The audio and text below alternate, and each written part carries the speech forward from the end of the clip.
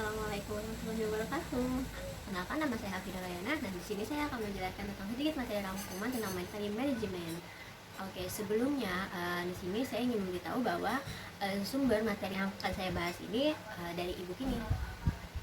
Oke, begitu langsung aja kita mulai.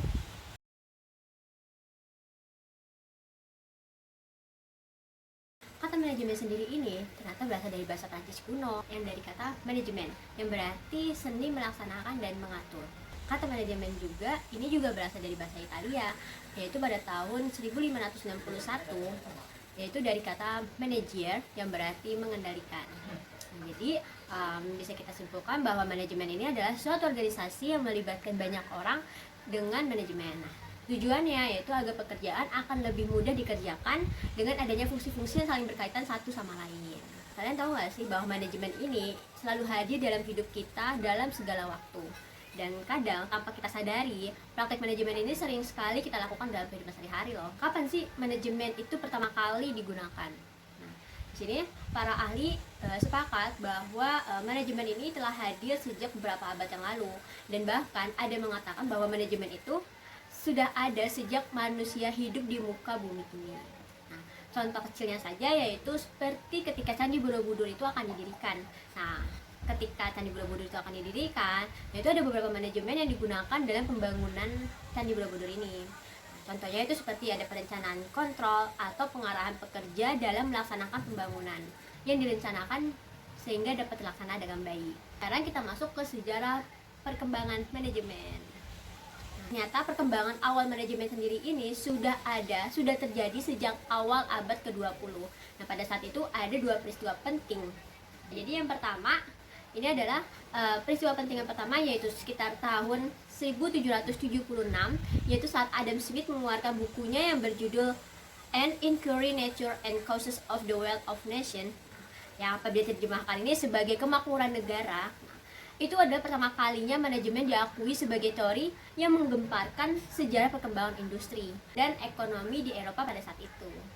Adam Smith sendiri ini, beliau ini termasuk pelopor ekonomi kapitalisme. Nah, beliau ini mengemukakan bahwa keunggulan ekonomi kapitalisme yang beliau bentuk dengan organisasi manajemen itu seperti pembagian kerja. Nah, selanjutnya peristiwa penting lainnya yang kedua yaitu peristiwa sejak tahun 1750 sampai 1850. Ini terjadi di Inggris, biasa disebut sebagai revolusi industri. Nah, saat itu, jadi peristiwanya itu saat itu terjadi perubahan secara besar-besaran dalam bidang pertanian dalam mengembangkan transportasi dan teknologi. Nah, revolusi ini pun berdampak pada ekonomi, sosial, dan budaya di dunia. Nah, pada saat itu, peristiwa tersebut membuat para manajer pada saat itu memerlukan teori yang bisa membantu dan memprediksi permintaan, kecukupan bahan baku, mengarahkan tugas bawahan, dan lain sebagainya. Nah, hal ini membuat manajemen ini mulai dikembangkan teori-teorinya oleh para ahli. Dari dua peristiwa penting tadi itu adalah perkembangan awal dari teori manajemen klasik. Nah, teori perkembangan manajemen ini sendiri sebenarnya tercangkup cukup luas, cukup besar. Nah, tapi para ahli sepakat untuk menafsirkan dengan 3 teori manajemen. Yaitu yang pertama yaitu teori manajemen klasik. Teori manajemen klasik sendiri ini itu dibagi menjadi 2 jenis, yaitu pertama teori ilmiah. Sedangkan teori ilmiah ini ada beberapa para ahli yang berpendapat dengan adanya teori ilmiah ini. Contohnya saja seperti Frank and Lillian Gilbert. Nah, Frank Gilbert ini dia itu adalah seorang perintis bidang teknik industri dan pelopor studi gerak waktu.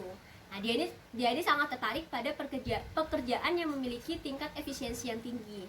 Nah, sedangkan istrinya yaitu bernama Lillian Gilbert, beliau ini sangat tertarik pada aspek dalam pekerjaan seperti penyeleksian, penerimaan, penempatan, dan pelatihan pada tenaga kerja baru. Nah, sehingga dia bisa memasuki teori ilmiah. Dan para ahli lainnya yaitu contohnya saja seperti Robert Owen. Nah, Robert Owen ini dikenal juga sebagai bapak manajemen personalia. Beliau ini merupakan seorang manajer pabrik yang menuangkan hasil pemikirannya dalam penggunaan faktor produksi mesin dan faktor produksi tenaga kerja. dari hasil penelitiannya, beliau mengemukakan bahwa dengan adanya pemikiran tersebut dapat memberikan keuntungan bagi perusahaan dan tenaga kerja yang akan mendapat upah kebutuhan rumah tangga yang harganya lebih rendah dari harga pasar. Selanjutnya ini adalah yang masih termasuk teori manajemen klasik. Jenis yang kedua yaitu teori organisasi klasik. Nah, di sini ada beberapa ahli yang menerangkan tentang teori organisasi klasik. Salah satunya yaitu adalah Henry Fayol. Jadi Henry Fayol ini dalam mengembangkan ilmu manajemennya, beliau ini memulai dengan membagi perusahaan menjadi 6 aktivitas yang saling bergantung satu sama lain. Nah, jadi 6 aktivitasnya ini adalah ada fungsi teknis, fungsi komersial, fungsi finansial, fungsi keamanan, fungsi akuntansi, dan juga fungsi manajerial.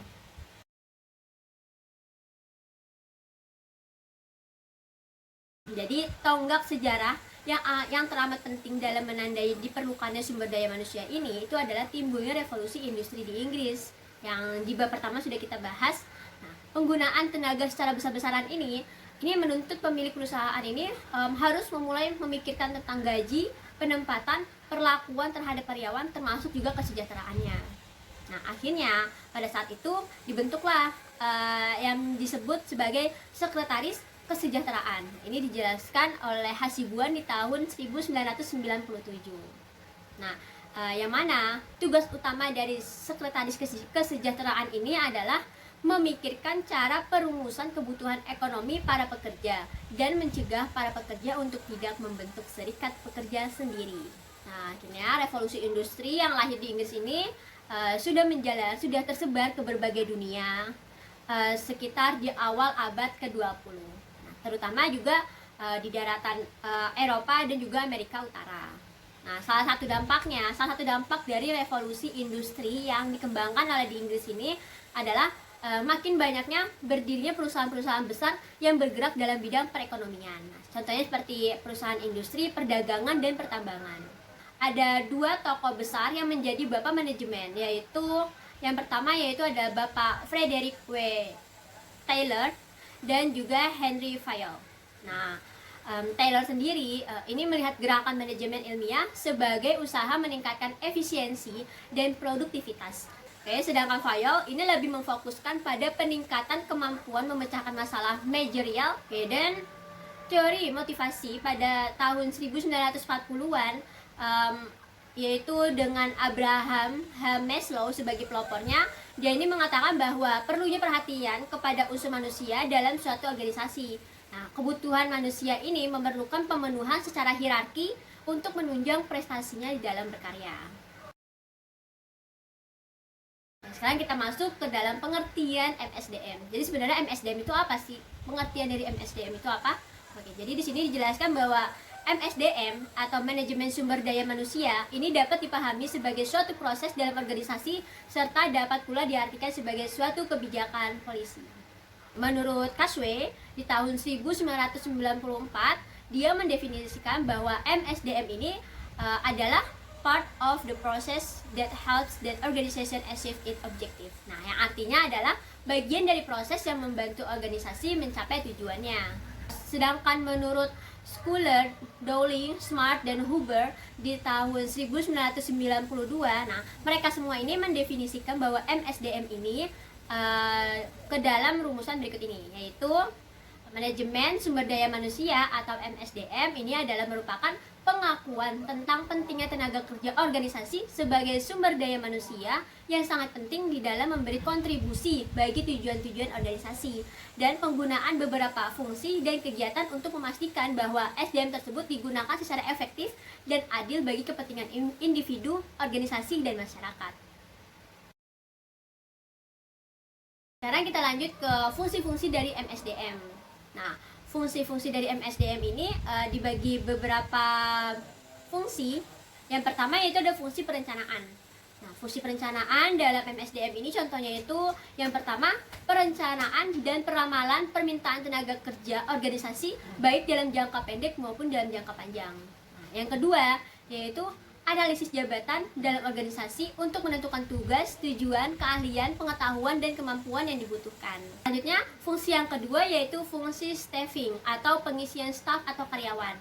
Nah, fungsi ini ada beberapa tahapan kegiatan, yaitu yang pertama ada fungsi penarikan atau rekrutmen calon atau pelamar pekerjaan. Nah, yang kedua ini adalah kegiatan pemilihan seleksi para calon atau pelamar yang dinilai paling memenuhi syarat. Fungsi selanjutnya, fungsi yang ketiga ini ada fungsi penilaian kerja. Fungsi penilaian kerja ini ada beberapa kegiatan, yaitu yang pertama ada penilaian dan pengevaluasian perilaku pekerja, dan yang kedua yaitu ada analisis dan pemberian motivasi perilaku pekerja. Kegiatan penilaian pekerja ini dinilai sangat sulit bagi para penilai maupun yang dinilai. Nah, kenapa? Karena kegiatan ini sangat rawan dengan munculnya konflik. Fungsi terakhir yaitu fungsi terakhir dari MSDM, yaitu ada fungsi pencapaian efektivitas hubungan kerja. Nah, fungsi pencapaian efektivitas hubungan kerja ini ada 3 kegiatan utama, yaitu yang pertama mengakui dan menaruh rasa hormat atau respect terhadap hak-hak para pekerja, dan yang kedua yaitu melakukan tawar-menawar atau bargaining dan menetapkan prosedur bagaimana keluhan pekerja itu disampaikan, dan yang terakhir yaitu melakukan penelitian tentang kegiatan-kegiatan MSDM. Sebenarnya tujuan dari manajemen sumber daya manusia itu apa? Menurut Schuler et al., setidaknya MSDM ini ada 3 tujuan utama. Oke, yang pertama yaitu memperbaiki tingkat produktivitas, yang kedua yaitu memperbaiki kualitas kehidupan kerja, dan yang terakhir yaitu keyakinan bahwa organisasi telah memenuhi aspek-aspek legal. Menurut Gues ini menyatakan bahwa ada 4 kebijakan utama dalam MSDM, yaitu ada employee influence, human resource flow, reward system, dan work system. Dan Gues juga menyatakan kegiatan MSDM ini terdiri dari 4 proses generik. Nah, oke. Yang pertama yaitu ada selection, appraisal, reward, dan development. Developmentnya sendiri, pengembangan SDM ini sendiri itu bisa berupa pendidikan, pelatihan, dan juga program-program pengembangan SDM lainnya.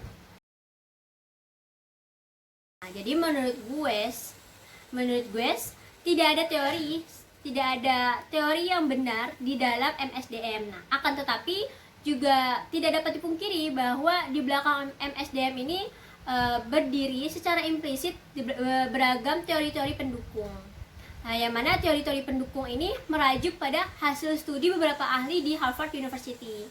Nah, gue sendiri ini membuat suatu kerangka kerja dari teori MSDM. Jadi intinya tidak ada teori dalam MSDM, akan tetapi di tahun-tahun sebelumnya itu telah berdiri sejumlah teori dari berbagai disiplin ilmu. MSDM bisa disimpulkan sebagai multidisipliner.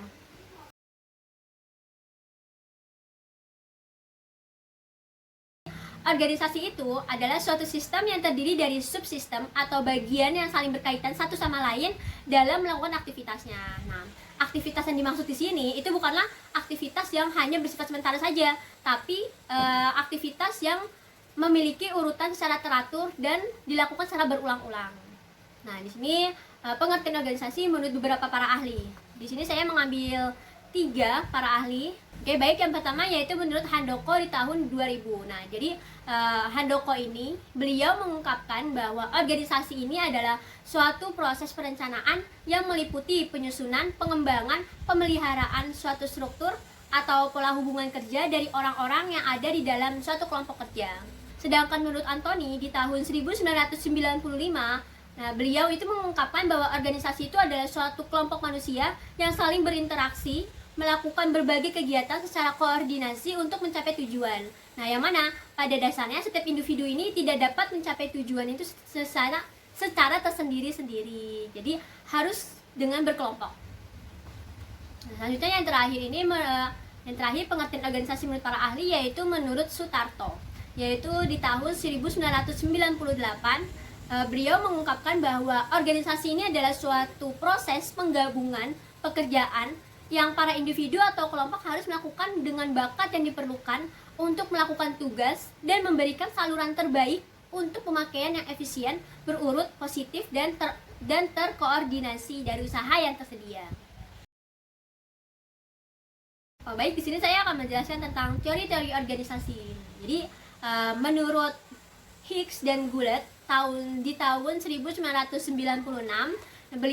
mereka ini menjelaskan bahwa perkembangan teori organisasi itu terjadi dalam 3 fase, yaitu yang pertama fase teori klasik, yang kedua fase teori neoklasik, dan yang ketiga adalah fase teori modern. Jadi organisasi ini dapat dikatakan bersifat konkret dan dapat dirasakan setiap individu yang berada di dalam suatu organisasi maupun yang berada di masyarakat. Nah, jadi organisasi ini dibentuk itu karena dapat mencapai masalah yang tidak dapat dicapai perorangan. Maka dari itu organisasi inilah dibentuk. Nah, dan dengan konsep ini juga dikatakan bahwa organisasi ini memiliki beberapa unsur. Jadi yang pertama itu adalah unsur adanya 2 orang atau lebih. Dan yang kedua yaitu adalah unsur adanya maksud untuk bekerja sama. Dan yang ketiga yaitu adanya unsur pengaturan hubungan.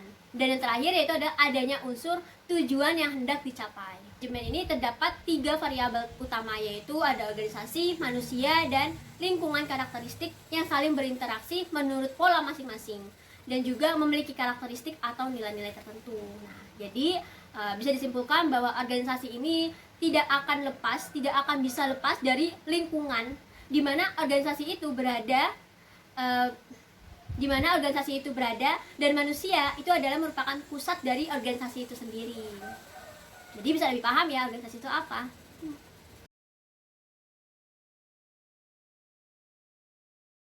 Mungkin seperti yang kalian tahu bahwa di suatu organisasi, suatu perusahaan itu pasti ada yang namanya pemimpin. Jadi pemimpin itu apa? Nah, di sini saya akan menjelaskan tentang pengertian apa itu pemimpin. Nah, jadi pemimpin atau kepemimpinan itu adalah suatu cara bagaimana seorang pemimpin ini menggunakan pengaruhnya untuk mencapai tujuan organisasi melalui hubungan yang baik dengan bawahan. Jadi efektivitas pemimpin dalam mencapai aktivitas organisasi sekarang ini, nah itu dapat ditentukan oleh kualitas hubungan atau relasi antara pemimpin dengan bawahannya. Jadi dan juga hubungan yang terjalin antara pemimpin dan juga bawahannya. Nah ini tidak hanya sebatas hubungan kerja formal saja, akan tetapi hubungan tersebut harus terjalin secara luas, di mana pemimpin ini dapat bertindak sebagai partner bagi bawahannya dalam mengatasi berbagai masalah, dan juga pemimpin ini juga bisa menjadi seorang motivator untuk bawahannya agar bawahannya ini dapat berprestasi di dalam pekerjaannya. Nah, maka dari itu, jadi keberadaan seorang pemimpin ini adalah hal yang sangat mutlak atau hal yang sangat wajib ada, hal yang sangat mutlak untuk diperlukan di dalam suatu organisasi atau perusahaan. Karena kita bisa tarik kesimpulan bahwa karena jika tidak ada pemimpin, bahwa tujuan utama dari sebuah perusahaan itu sendiri, tujuan utama dari sebuah organisasi itu sendiri tidak akan bisa tercapai. Dan juga peranan seorang pemimpin ini dalam mengelola sumber daya organisasi dan juga menjalankan segala aktivitas organisasi ini itu bisa dilakukan secara optimal, berbeda dengan tidak adanya seorang pemimpin.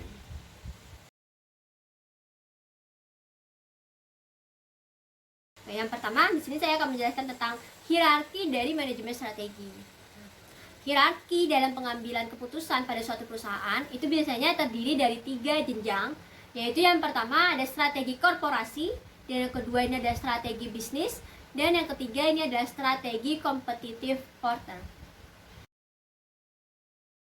Proses manajemen strategi ini biasanya terdiri dari 5 tahapan.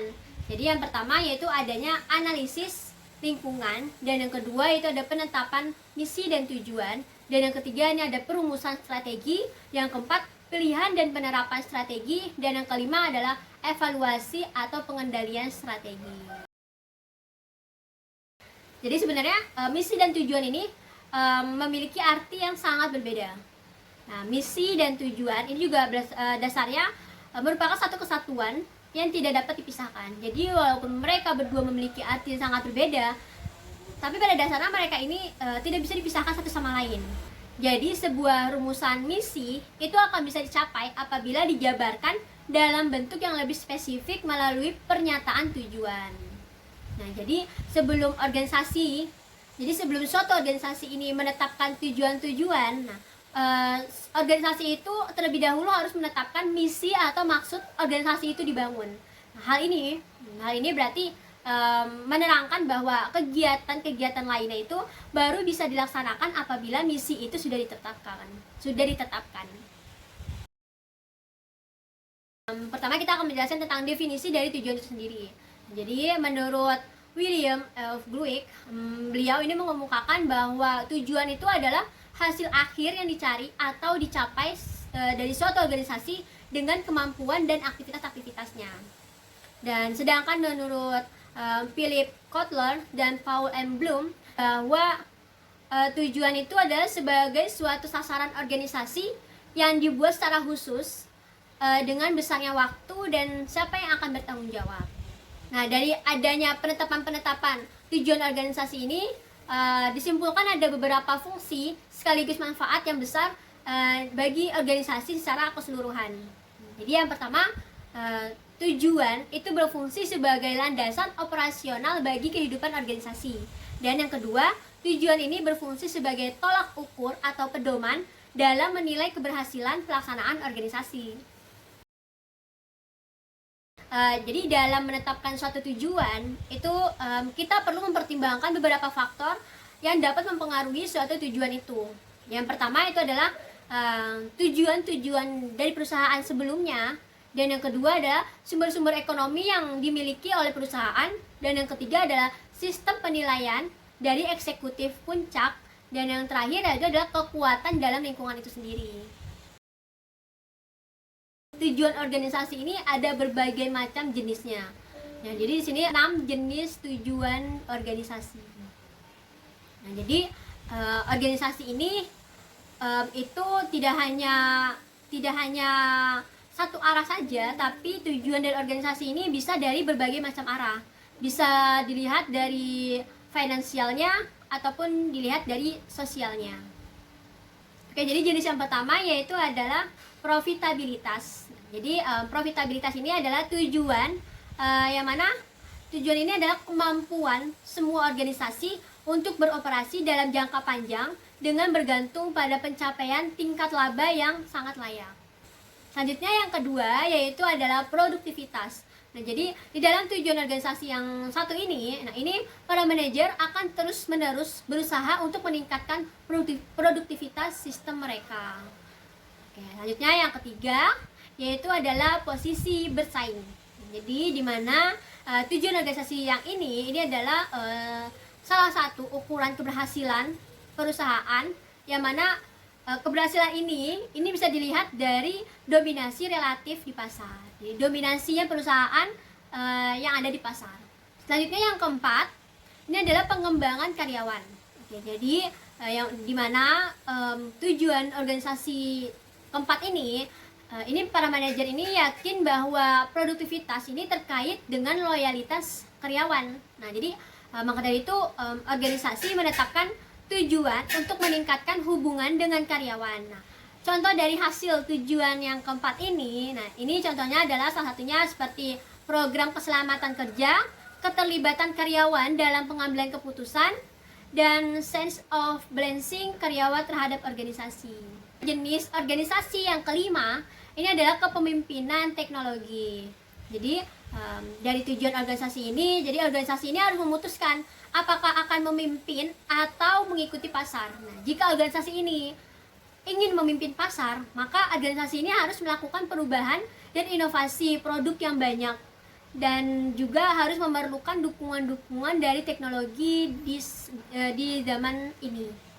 Dan yang terakhir itu adalah tanggung jawab sosial.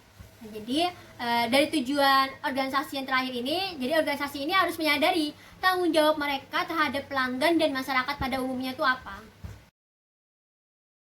Selanjutnya saya akan membahas tentang MBO. Nah, MBO sendiri ini adalah singkatan dari Management by Objective. Oke. MBO ini adalah metode penetapan tujuan secara partisipatif yang pertama kali dipopulerkan oleh Peter Drucker melalui bukunya yang berjudul The Practice of Management. Ya, buku ini dikeluarkan tahun 1954. Nah, jadi MBO ini adalah metode formal atau semi formal yang dimulai dari penetapan tujuan, pelaksanaan, dan kemudian diteruskan dengan evaluasi. Nah, tujuan utama MBO sendiri ini adalah mendorong partisipasi bawahan dan memperjelas serta mengkomunikasikan tujuan. Nah, serta hasil yang diharapkan ini untuk mencapai tujuan tersebut. Nah, dan pada hakikatnya sendiri, MBO ini menekankan pentingnya peranan tujuan dalam perencanaan efektif. Tapi perlu kita ingat bahwa MBO atau manajemen by objektif ini bukanlah satu-satunya cara yang paling tepat untuk melakukan perencanaan, motivasi, dan pengawasan pada organisasi. Dan ada beberapa keunggulan dari program MBO ini sendiri. Jadi keunggulan yang pertama, dengan adanya kita menggunakan program MBO, maka membuat proses evaluasi ini lebih dapat disamakan melalui pemusatan pada pencapaian tujuan tertentu. Dan keunggulan yang kedua yaitu menciptakan komunikasi yang lebih baik antara manajer dan bawahannya. Dan keunggulan yang ketiga yaitu individu akan lebih terkonsentrasi perhatiannya pada tujuan organisasi. Dan yang keempat yaitu memperjelas para individu tentang kegiatan apa yang harus mereka lakukan.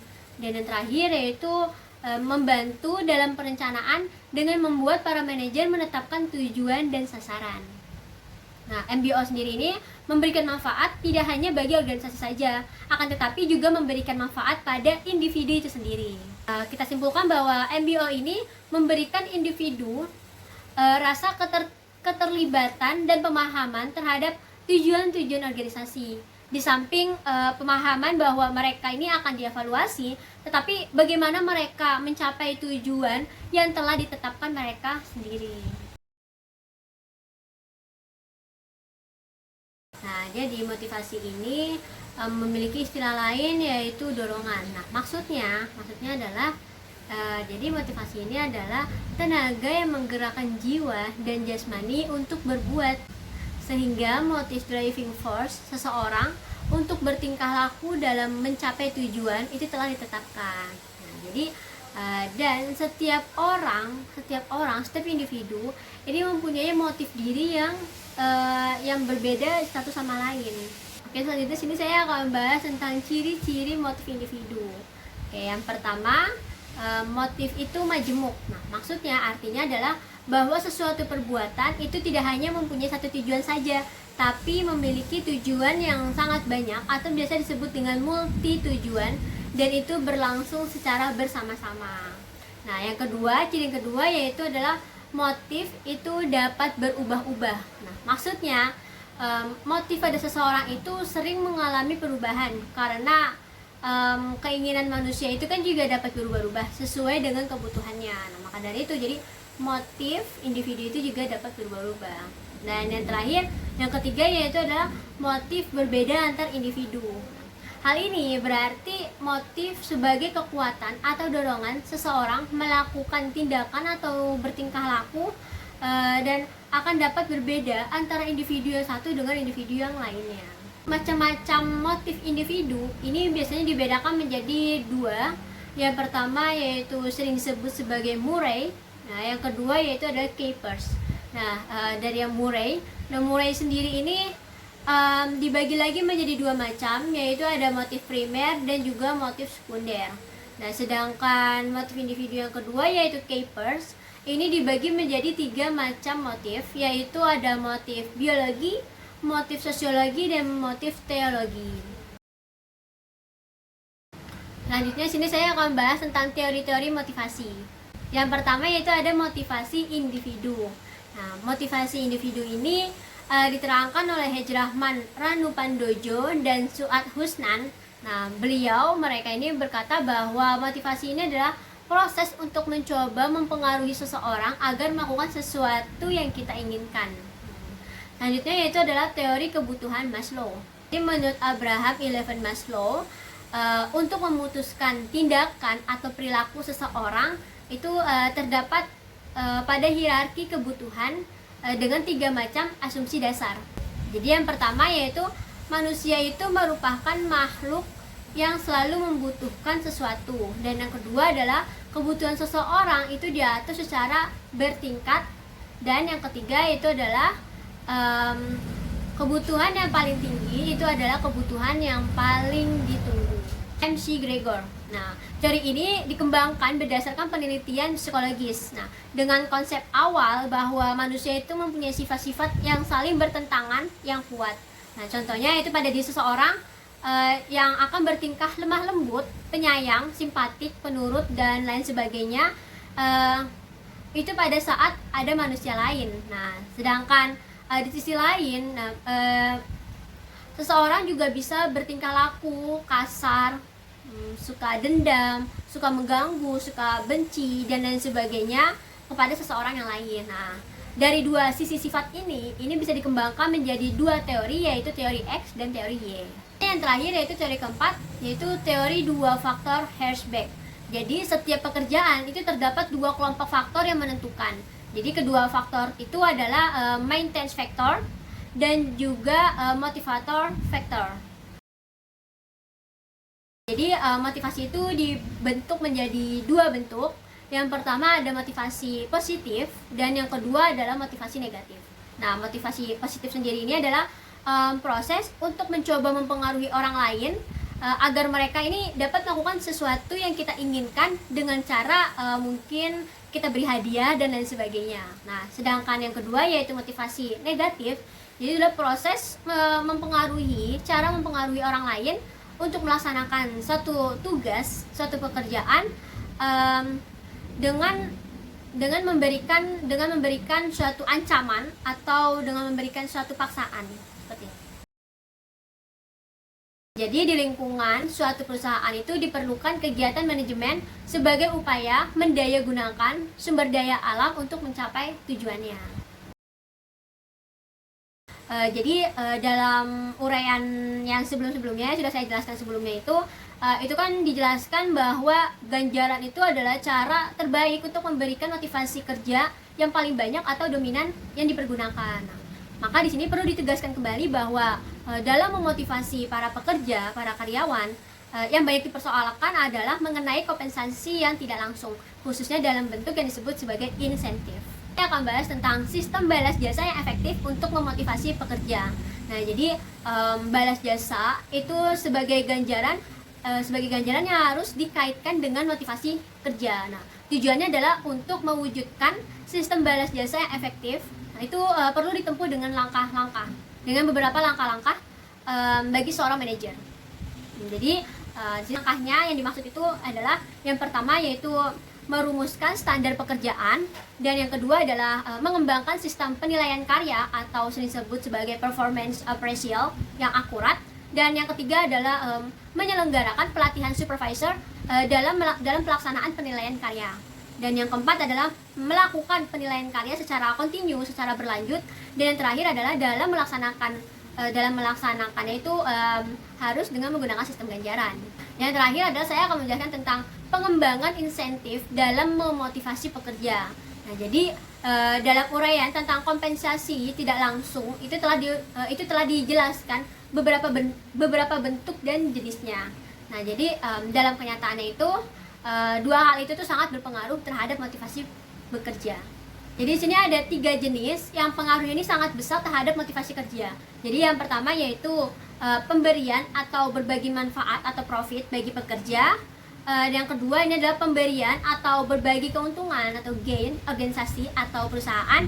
Dan yang terakhir adalah saham milik pekerja. Oke, baik.